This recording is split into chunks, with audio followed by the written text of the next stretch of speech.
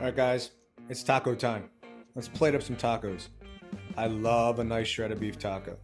We're going to start off with a nice chuck roast. Look at the fat in this. It's going to produce a lot of really nice flavor. Cut it into equal parts, and then I just start seasoning. Heavy seasoning. I went with some Cajun seasoning here. Cajun seasoning to me just has an overall versatile flavor. It really blends well with a lot of seasonings, a lot of flavors. Into a hot pan with some oil, I start searing the meat. Making sure turning, covering every inch that meat is seared, that flavor is toasted on the exterior of the meat. Instapot, what can I say? If you're not using an Instapot, you're missing out. 2 cups of water into the Instapot. Add a little bit of bouillon base. Just start mixing that into the water.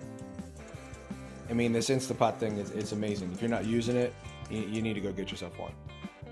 I introduce into the water some taco seasoning, smoked paprika, chili powder, a little bit of garlic salt and garlic powder, and I just mix it in a little bit to incorporate all the flavors together.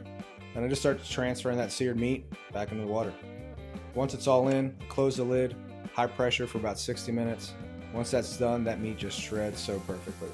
As you can see here, I transfer the meat, a little bit of juice and some onion in the pan, toast it up, and then tortilla right into the same pan, using that juice to flavor the outside. Slice up some jalapenos and start dicing. I like to be able to taste the meat without being overwhelmed by heat, so I take out some of the seeds. Your choice though if you want the heat. Grab a Spanish onion and I just dice it up. Avocado.